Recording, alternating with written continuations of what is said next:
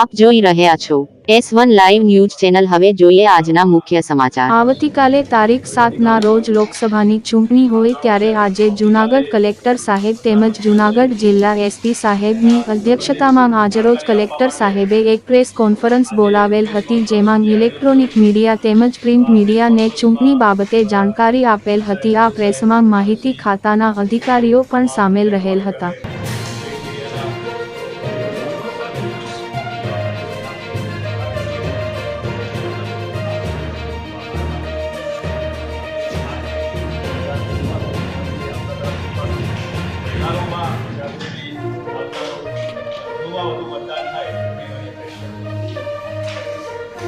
જૂનાગઢ લોકસભા સીટની વાત કરીએ તો તે 7 એસેમ્બલી કોન્સ્ટિટ્યુન્સી છે અને જિલ્લાની વાત કરું તો એમાં 5 છે। આજે તમામ જે પોલિંગ પાર્ટી છે એ રિસર્ચિંગ સેન્ટર પરથી તમારા અમુક જગ્યાએ થઈ ગઈ છે, અમુક જગ્યાએ થઈ રહી છે અને તમામ પોલિંગ પાર્ટી છે ઈવીએમ અને મટીરિયલ એની સાથે અમે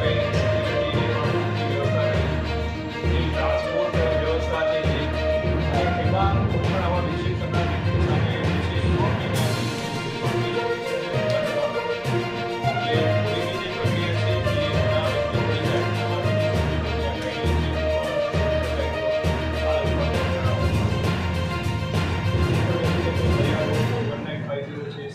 એપ છે એના મારફતે પણ તે પોતાની જે રજૂઆત છે તે કરી શકે।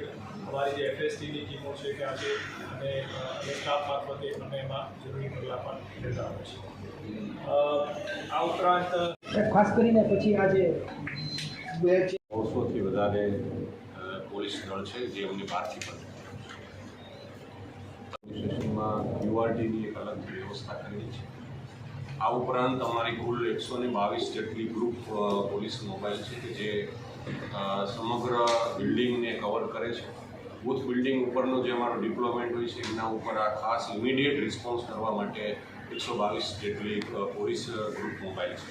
આ ગ્રુપ મોબાઈલ છે ઇમિડિયેટ રિસ્પોન્સની ઉપર એમના સુપરવાઇઝરી અધિકારી, જિલ્લાના તમામ જે PSIથી માંડી અધિકારીઓ છે। સાહેબે જેમ કીધું એમ જિલ્લામાં 5 એસેમ્બલી કોન્સ્ટિટ્યુશન છે એના દરેક અહેવાલ નિમેશ કુમાર, જૂનાગઢ ચેનલ હેડ ધીરુભાઈ ટાંગ।